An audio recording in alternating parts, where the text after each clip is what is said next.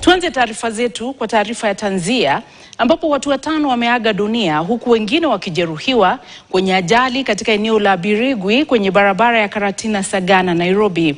Ajali hiyo imetokea baada ya lori lililokuwa likisafirisha mahindi kupoteza mwelekeo na kuyagonga magari mengine mawili.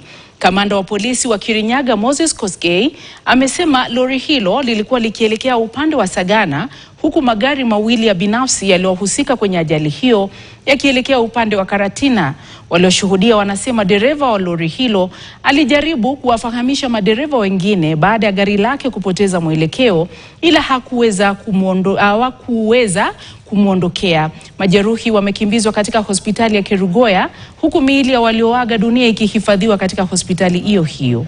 Kutoka Karatina kwenda Nairobi, mahali ambapo lori moja ambayo ilikuwa imebeba mahindi imeweza kupoteza mwelekeo na ikaweza kugonga gari zingine mbili ambazo ni za gari ndogo.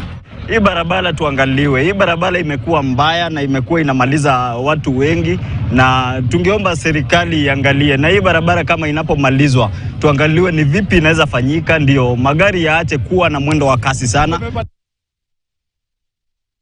Tunatoa pole zetu kwa wote waliofikwa na msiba.